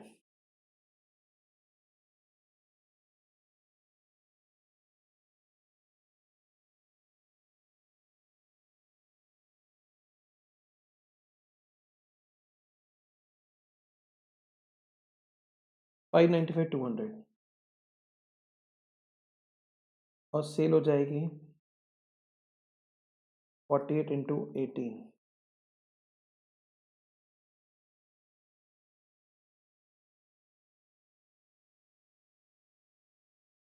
268,800 प्रॉफिट। अब पर यूनिट में कन्वर्ट करने के लिए इन सबको आप डिवाइड कर दो 48,000 से। पहली फिगर को डिवाइड करेंगे तो 5.4 आएगा। सेकेंड इज 3 1 1 2 टोटल करा 12.4 80 5.6 ये हमारा प्रॉफिट निकल गया। अब हमें निकालना क्या है? You are required to prepare additional working capital requirement.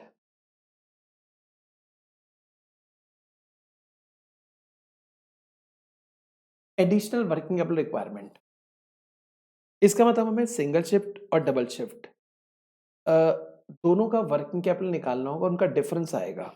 आइए जरा कैलकुलेट करके देखते हैं कितना आंसर आता है। Estimation of working capital, first point current assets, single shift double shift, inventory, raw material, WIP, finish good. जरा देखिए जो रॉ मटेरियल की इन्वेंट्री है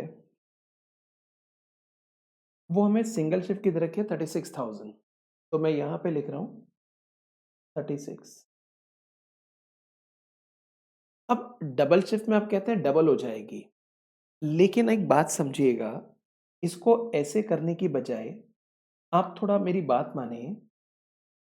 36,000 की इन्वेंट्री है और रॉ मटेरियल को कॉस्ट वैल्यू करते हैं, आप इसको 6 से डिवाइड करें। 36,000 रुपीज की इन्वेंट्री है, सिंगल शिफ्ट में रॉ मटेरियल 6 रुपए का है, तो अगर आप देखेंगे तो इन्वेंट्री के जो यूनिट्स आएंगे वो 6000 आएंगे, 6000 यूनिट्स। तो आप यहाँ पे कहें हम डबल शिफ्ट में डबल यूनिट्स रखेंगे 12,000 और यहाँ इन्वेंट्री की कॉस्ट है 5.4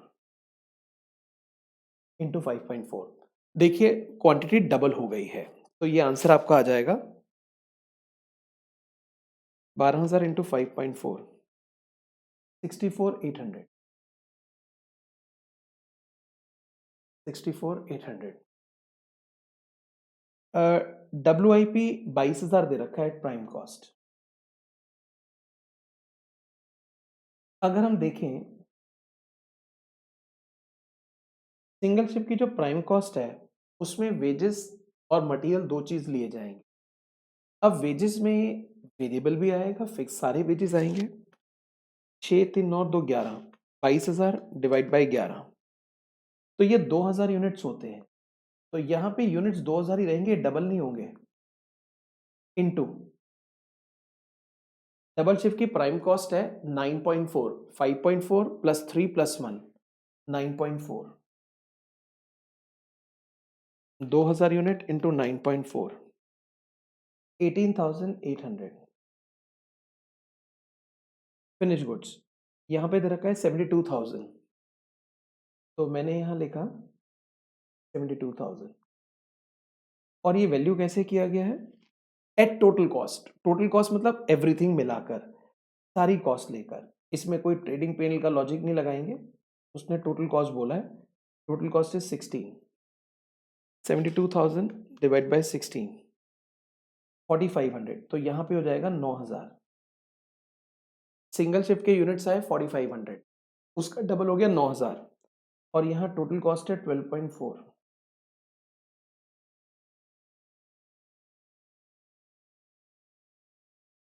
111,600। नेक्स्ट है डेटर्स। आपको क्वेश्चन या डेटर्स बताए हैं, लेकिन जब हम वर्किंग कैपिटल लेते हैं उसमें डेटर्स के वैल्यूएशन के अंदर हम प्रॉफिट नहीं लेते और साथ में डेप्रिसिएशन नहीं लेते। हम जो लेते हैं उसको बोलते हैं कैश कॉस्ट ऑफ डेटर्स, और ये डेटर्स दे रखे हैं। तो एक बार आप 18 रुपए सेलिंग प्राइस है, 1,08,000 के डेटर्स हैं, उसके यूनिट्स निकाल के देखें कितने आए। It is coming 6,000। तो सिंगल शिप में जब आप डेटर्स लिखे तो 1,08,000 ना लिखे, 6,000 यूनिट इंटू 16, क्योंकि आपकी टोटल कॉस्ट है 16। आपने 18 में से 2 रुपए प्रॉफिट हटा दिया, डेप्रिसिएशन है ही नहीं। जब आप डबल शिफ्ट की बात करेंगे तो यहां पर आएगा 12,000 इंटू 12.4, तो ये तो हो गया 96,000। और ये फिगर देखते हैं कितनी आई। 12,000 इंटू 12.4, 223,200, 223,200 डेटर्स। अब डेटर्स के अलावा एक होता है कैश। कैश के बारे में क्वेश्चन ने कुछ नहीं बोला तो यहाँ जीरो हो गया, और डबल शिफ्ट में 2 इंटू जीरो। मैं स्पेसिफिक लिख के दिखा रहा हूं जिससे एग्जाम में डाउट ना रहे कि डबल कैश यानी कि 2 इंटू जीरो। अब यहाँ पे करंट एसेट्स का टोटल करते हैं कितना बना। 36,000, 22,000, 72,000, 96,000, 2,26,000।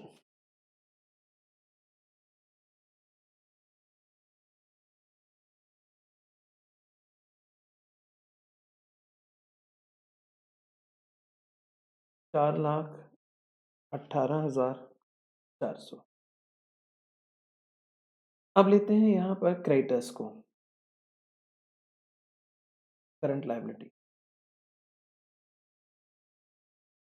क्रेडिटर्स। क्वेश्चन कहता है credit avail from supplier remains to be present table of 2 months, 2 महीने का उधार रहेगा। एक बार चेक करते हैं। हमारी जो परचेजिंग है वो 24,000 इंटू 6 है,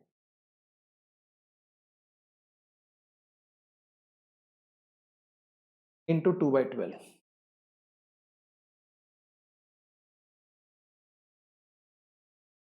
24,000।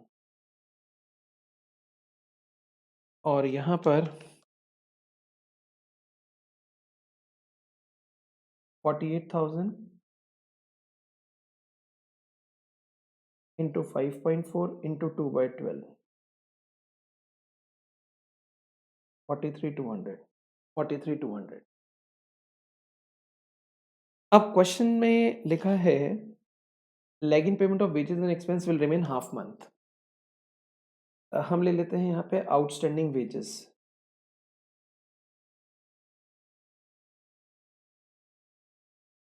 वेजेस में दोनों फिगर आएंगी, 24,000 इंटू 1,20,000 इंटू 0.5/12, 5,000। और यहाँ पर ये वाले वेजेस आएंगे 1,92,000,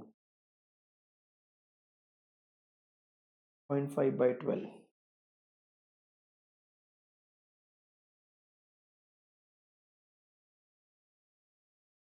8,000।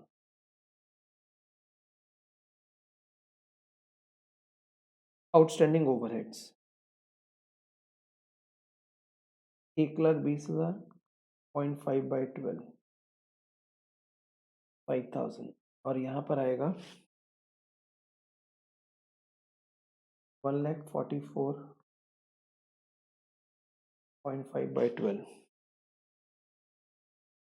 6,000।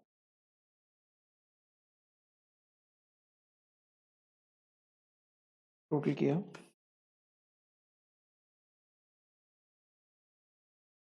34,000।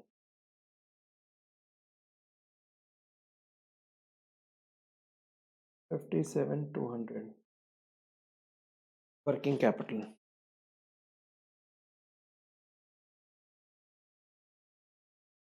2,02,000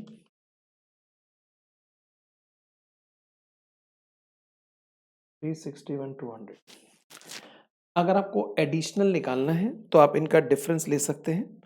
यहाँ से आपको एडिशनल वर्किंग कैपिटल मिल जाएगी।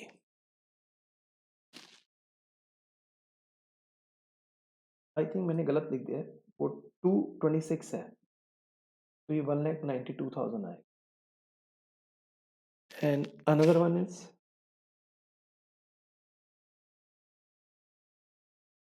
कैलकुलेशन मेरे को ऊपर की गलत लग रही है करंट एसेट्स की।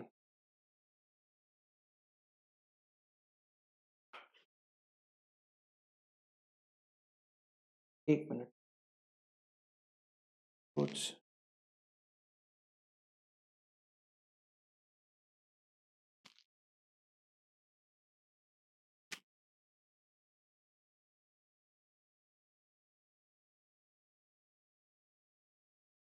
डेटर्स का अमाउंट गलत लिखा है, 48,800। आई एम सॉरी, ये डेटर्स की कैलकुलेशंस मेरे से गलत हो गई। आई होप आपने इसको ठीक लिखा होगा। 3,44,000।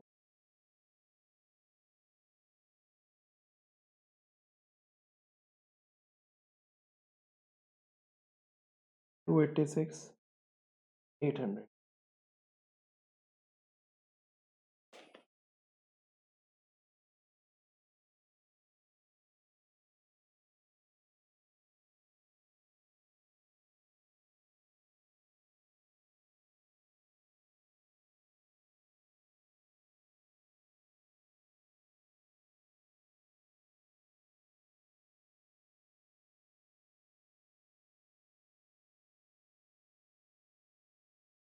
यस, एक बार आप देख लें सर, आपने इसको ठीक लिखा होगा।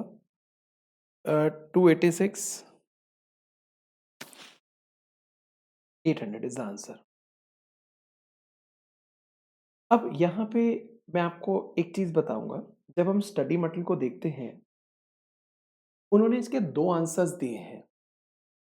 वो कहते हैं सेकंड शिफ्ट क्यों हो रही है। एक तो जवाब है लॉन्ग रन के इम्पैक्ट को देखते हुए, मतलब एक कंटिन्यू रहेगी लॉन्ग रन में। और एक होता है सिर्फ एक ही साल के लिए सेकंड शिफ्ट हो रही है। अगर एक ही साल के लिए सेकंड शिफ्ट हो रही है तो क्रेडिटर्स का अमाउंट बदल जाएगा। अगर सेकंड शिफ्ट शॉर्ट ड्यूरेशन के लिए हो रही है तो क्रेडिटर्स का अमाउंट बदल जाएगा। क्रेडिटर्स का अमाउंट हम कैसे निकालेंगे, एक बार आप देखें। Raw material consumed plus closing stock minus opening stock.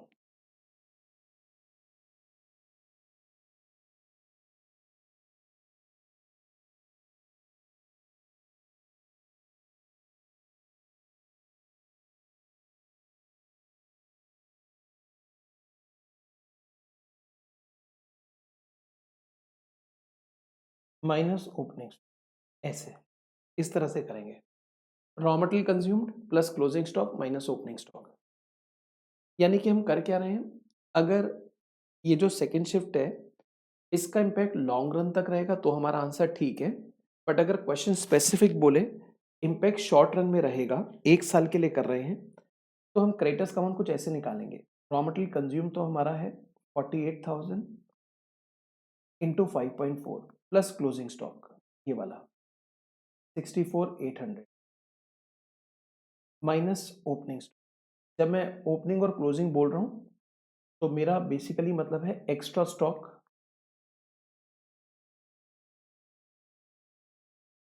Due to second shift,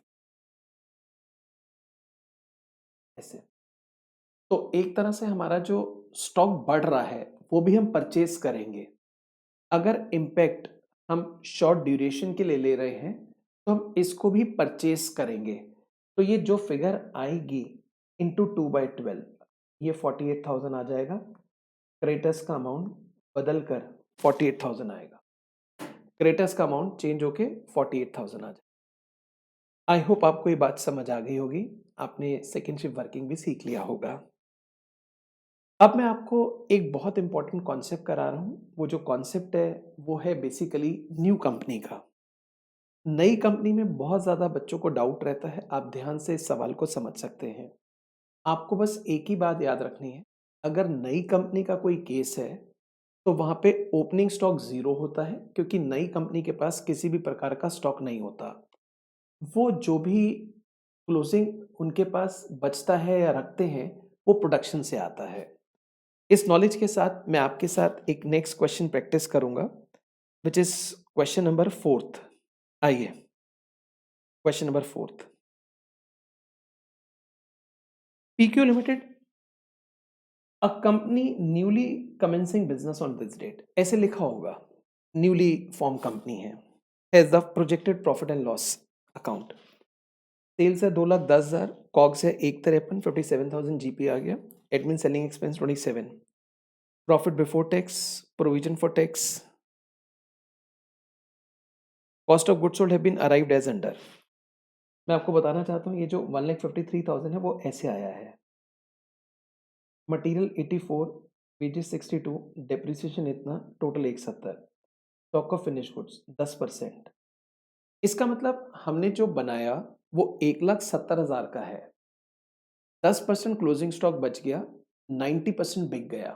तो जो कॉग्स है वो 1,53,000 हो गया। आगे देखते हैं। The figure given above relates only to goods, finish goods and not to WIP. Goods equals to 15% of year's production in terms of physical unit will be in process on a revenue requiring full material but only 40% of other expense. Company believes keeping in material equals to 2 month consumption in stock. All expenses are paid 1 month in advance. Supplier of material will extend 1.5 month credit. Sales will be 20% cash, rest at 2 month credit. 70% of income tax will be paid in advance in quarterly installments. Company wishes to keep 8,000 in cash, 10% to be added to estimate figure for unforeseen contingencies. Prepare estimate of working capital. All working should form part of your answer.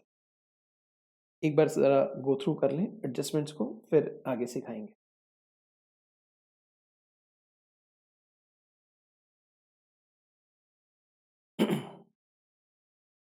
आइए, इस question को मैं शुरू कराता हूँ। पहले कुछ workings आपको बनवाऊंगा। हम लोगों को कॉस्ट ऑफ प्रोडक्शन दे रखा है 1,70,000। इसका ब्रेकअप मैं लूंगा। ब्रेकअप में तीन चीजें हैं, एक मटेरियल, एक वेजेस, एक डेप्रिसिएशन। 84,000, 62,500, 23,500। कॉस्ट ऑफ प्रोडक्शन दे रखा है 1,70,000। क्वेश्चन कहता है क्लोजिंग स्टॉक 17,000 है।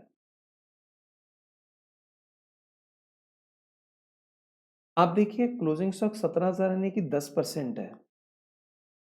तो जो कॉग्स है वो 1,53,000 हो गया, यानी कि 90%। 10% closing stock, 90% cost of goods sold. अब मेरे को इसका ब्रेकअप लिखना है। इसमें मटेरियल कितना, वेजेस कितना, डेप्रिसिएशन कितना। आप देखिए मटेरियल 84,000 है, 84। हमें उसका 10 और 90% लिखना है। 10 और 90%। 10% होता है 8400, और बचा कितना वो मैं नीचे लिखता हूँ, 75,600।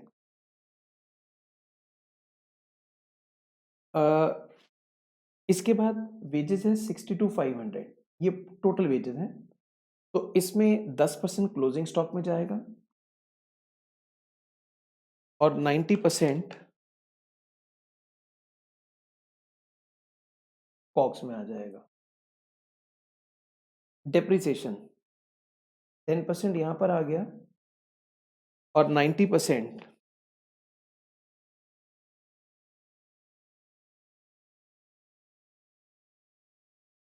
211 50 वो यहाँ पर आ गया।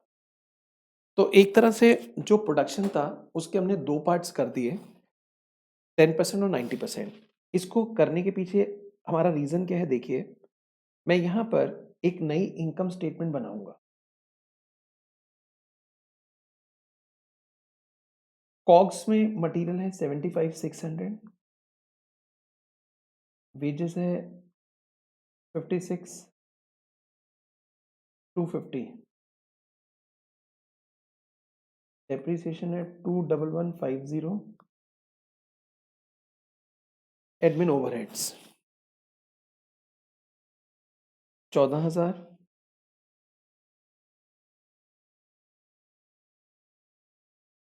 Selling expense 13,000। I think total cost आ गई। Total cost 75,600, 56,250, 21150, 180। Profit 30,000, sales 2,10,000। मैंने कुछ अभी तक नया नहीं किया। ये जो आपको प्रॉफिट बिफोर टैक्स दिख रहा है, मैंने भी वही निकाला है। सिर्फ मैंने इसका ब्रेकअप करा है इनकम स्टेटमेंट में। कॉग्स में मटेरियल कितने का है, वेजेस कितने का है, डेप्रिसिएशन कितने का है। This is what only I did till now. अब हमें यहाँ वर्किंग कैपिटल स्टेटमेंट बनानी है। उसमें सबसे पहले करंट एसेट्स लेते हैं। करंट एसेट में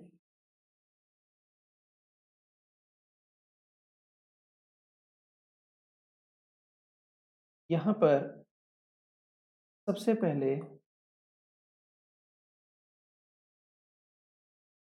हम इन्वेंट्री लेंगे। इन्वेंट्री में रॉ मटेरियल होगा, WIP होगा और फिनिश गुड्स। ये जो इन्वेंट्री है, नई कंपनी के केस में हमेशा हम नीचे से ऊपर की तरफ लिखेंगे। पहले फिनिश गुड्स, फिर WIP, फिर रॉ मटेरियल। ये नई कंपनी के अंदर हमेशा ऐसे करना है। अब जैसे फिनिश गुड्स आप देखेंगे, हमारे पास 17,000 का स्टॉक है, क्योंकि जितना बना उसमें 10% हमारे पास बच गया। बट इस 17,000 में डेप्रिसिएशन है, तो उसको छोड़ के लिखेंगे। तो एक बार चेक करते हैं कितना आता है। 14,650, 14,650 ये फिनिश गुड्स हो गया। अब जहां तक WIP की बात है, क्वेश्चन ने कुछ बोला है हमें, goods equals to 15%,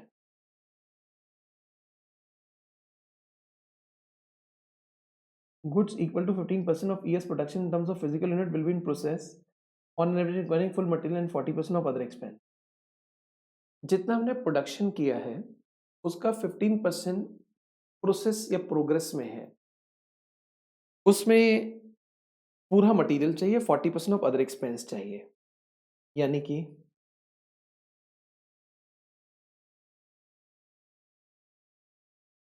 WIP, material, wages, depreciation. हमारा प्रोडक्शन कितने का है? प्रोडक्शन मटेरियल है 84, वेजेस 62,500, डेप्रिसिएशन 23,500। इसका 15% प्रोडक्शन का। मटेरियल चाहिए 100%, लेबर 40%, ओवरहेड भी 40%। चेक करते हैं कितना हुआ।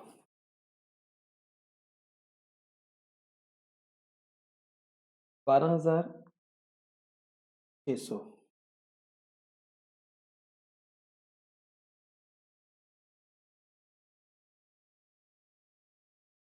3750, 1410। ये WIP की फिगर है, लेकिन डेप्रिसिएशन तो हम लेते नहीं है, तो उसको छोड़ के ले लेते हैं।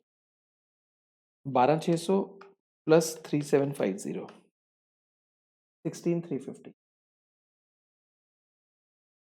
16,350। अब हम रॉ मटेरियल कितना अपने पास रखेंगे वो चेक करते हैं। रॉ मटेरियल कितना हमारे पास रहेगा? रॉ मटेरियल आइए, क्वेश्चन में कुछ दे रखा है यहाँ पर। Company believes keeping material equals to 2 month consumption in stock. थोड़ा-सा आपको ध्यान से समझना होगा। हमारा रॉ मटेरियल कंजम्पशन कितना है, वो देखना है। देखिए, जो गुड्स हमने बना के बेच दिए हैं, जो गुड्स हमने बना के बेच दिए हैं,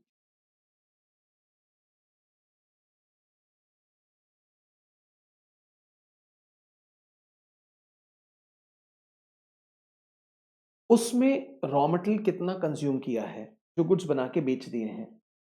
मैं आपको दिखाना चाहता हूँ, उसमें है 75,600 का।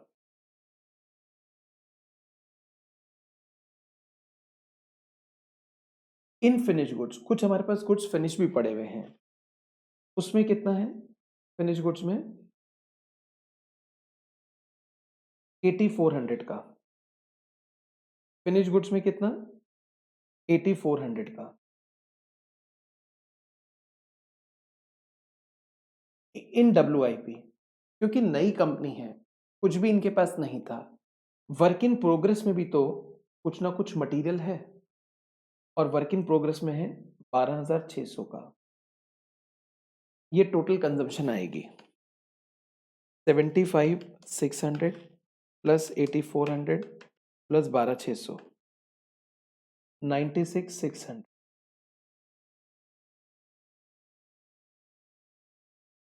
2 मंथ्स का ये लोग स्टॉक में रखते हैं, यानी कि 16,100।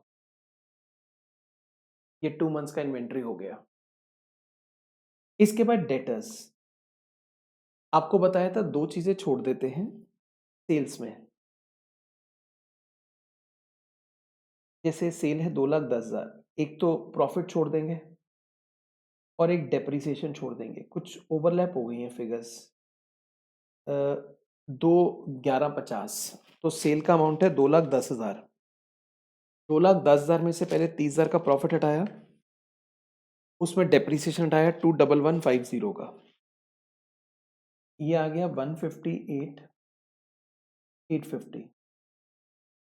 लेकिन हमारे यहाँ सारी सेल उधार पे नहीं है। क्वेश्चन के हिसाब से 20% कैश सेल है, यानी कि क्रेडिट सेल हो गई 80%, और वो भी 2 महीने के लिए। इंटू 80% इंटू 2/12, तो डेटर्स का अमाउंट आएगा, देखते हैं कितना आता है डेटर्स का अमाउंट।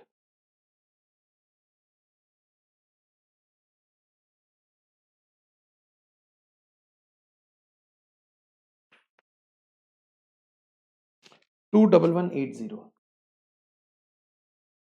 डेटर्स 21180। अब क्वेश्चन ने कहा all expense will be paid 1 month in advance. सारे खर्चे 1 मंथ एडवांस में देंगे। प्रीपेड वेजेस, वेजेस कितने हैं, थोड़ा आपको ध्यान देना होगा। वेजेस, जो सामान हमने बेच दिया है उसमें वेजेस है हमारे,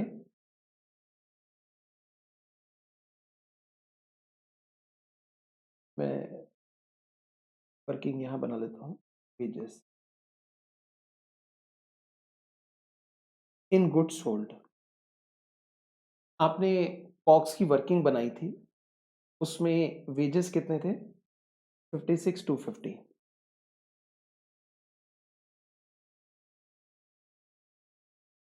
इन फिनिश गुड्स, कुछ तैयार सामान हमारे पास पड़ा हुआ है, उसमें वेजेस कितने थे? 6250।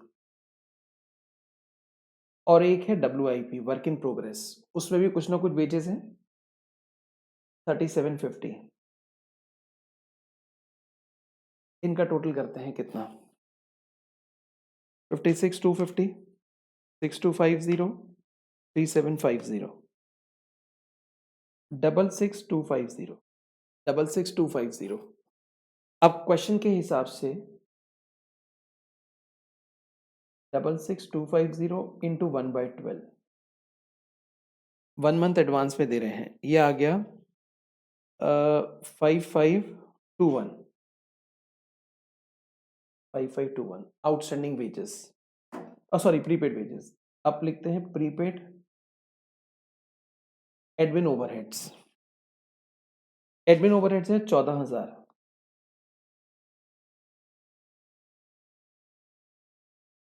Prepaid selling overhead 13,000। चेक करते हैं कितना, 1167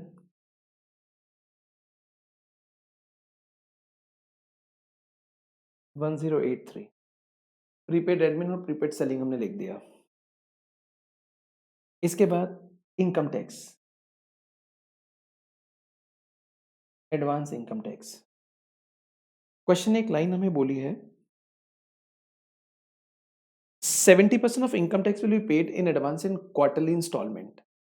हमारा जो टैक्स यहाँ शो हो रहा है वो 10,000 हो रहा है। आपको बताना चाहूंगा 10,000 इनकम टैक्स है, 70% एडवांस में पे होगा इन क्वार्टरली इंस्टॉलमेंट, यानी कि एक साल में 4, तो एक क्वार्टर की एडवांस में। 10,000 का 70% डिवाइड बाय 4, 1750। ऐसे करके हमारी करंट एसेट्स आ जाएंगी।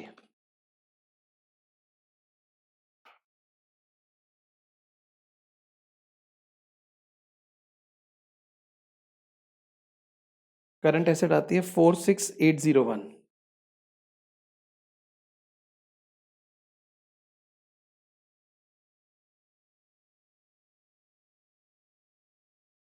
नहीं, बीच में मैंने 2 फिगर छोड़ दिए, सॉरी। 16,350, 14,650 और कुछ कैश भी रखना है शायद, 8,000। ये आता है हमारा 85,801। अब निकालेंगे करंट लायबिलिटीज। करंट लायबिलिटीज तो सिंपल, एक तो क्रेडिटर्स आ गया। क्वेश्चन ने कहा है क्रेडिटर्स के लिए 1.5 मंथ का क्रेडिट। अब जरा ध्यान से मेरी बात सुनिएगा, ये इंपॉर्टेंट पॉइंट है, यहां पे मैं आपको लेकर आ रहा हूं।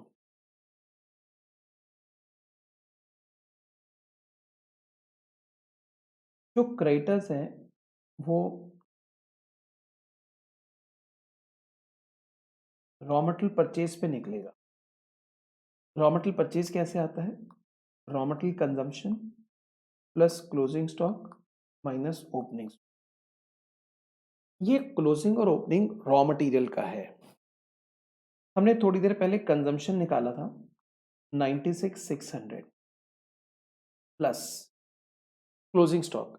अब देखिए हमारे पास कुछ इन्वेंट्री रॉ मटेरियल की भी तो है, 16,100, और ओपनिंग कुछ होगा नहीं क्योंकि नई कंपनी है, तो 96,600 प्लस 16,100, 112,700। मैं आपको बताना चाहता हूं हमने रॉ मटेरियल कितना परचेज किया। एक तो जो सामान बिक गया उसके लिए, एक जो तैयार सामान पड़ा है उसमें, एक वर्क इन प्रोग्रेस के अंदर, और कुछ हमारे पास रॉ मटेरियल की तरह भी पड़ा हुआ है। तो ये फिगर आती है 112,700। हम लोग क्या करेंगे, 112,700 यहां लिखते हैं इनटू 1.51 का क्रेडिट है, 1.5/12, 140,87। ये हमारा रॉ मटेरियल का अमाउंट आ गया। अब एक लिखेंगे टैक्स प्रोविजन। क्वेश्चन ने कहा था 70% टैक्स एडवांस में पे हो रहा है, तो बचा हुआ लाइबिलिटी में आएगा 10,000 का 30%, 3,000। तो टोटल हो गया 17,087। वर्किंग कैपिटल कितनी, 85,801 minus 17087। 68,714। Safety margin of provision question ने बोला है 10%, यानी कि 6871 प्लस कर दो तो आंसर आ जाएगा 75,585। That's all. 75,585 ये हमारा आंसर है। मैं एक बार पूरा आंसर आपको यहाँ दिखा देता हूँ और मैं इसका एक क्विक रिवीजन भी आपको दे देता हूँ। सबसे पहले हमने देखा, हमें कॉस्ट ऑफ प्रोडक्शन दे रखा है 1,70,000, उसमें से 10% फिनिश गुड्स है, 90% बिक गया है। तो 1,70,000 में 17,000 फिनिश गुड्स और 1,53,000 कॉस्ट ऑफ गुड्स सोल्ड। अब इनका ब्रेकअप करना है, तो जो कॉस्ट ऑफ प्रोडक्शन के ब्रेकअप है उसी ब्रेकअप का 10% 90% कर दिया, 10% 90% कर दिया। तो अब देखिए क्लोजिंग स्टॉक और कॉग्स दोनों के ब्रेकअप हमारे पास आ गए। अब हमने एक इनकम स्टेटमेंट बना ली। जब हम स्टार्ट करेंगे तो इन्वेंट्री पहले फिनिश गुड्स की लिखेंगे। फिनिश गुड्स का अमाउंट हमें 17,000 दे रखा है, बट उसमें से डेप्रिसिएशन छोड़ के लिख दीजिए। डब्ल्यूआईपी में जो प्रोडक्शन की फिगर्स हैं उनका 15-15%, मटेरियल 100, वेजेस और डेप्रिसिएशन 40-40, डेप्रिसिएशन छोड़ के लिखेंगे। अब बारी आएगी रॉ मटेरियल की। हम रॉ मटेरियल का स्टॉक कितना अपने पास रखेंगे?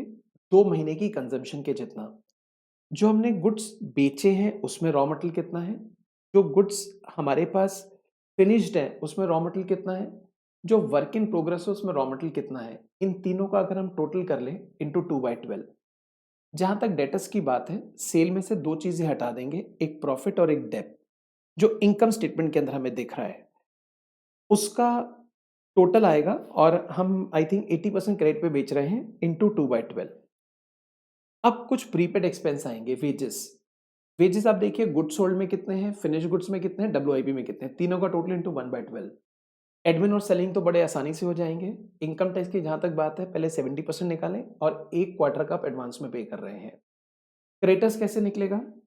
जो हमारा रॉ मटेरियल कंजम्पशन है उसमें क्लोजिंग स्टॉक प्लस करके ओपनिंग माइनस कर दें। कंजम्पशन हमें अभी मालूम है। क्लोजिंग स्टॉक इन्वेंट्री से आएगा, ओपनिंग स्टॉक 0 है, इंटू 1.5/12 और 30% हमारी टैक्स की लायबिलिटी रहेगी, 10,000 का 30% यानी कि 3,000। ऐसा करके हम यहाँ से अपना वर्किंग कैपिटल का अमाउंट निकाल सकते हैं। आई होप आपको ये यूनिट अच्छे से समझ आ गया होगा। वर्किंग कैपिटल के अब जो डिफरेंट यूनिट्स हैं वो हम आपको नेक्स्ट रिवीजन सेशन में कराएंगे। तब तक आप अच्छे से इसको रिवाइज कर लें। Thank you, take care, bye bye.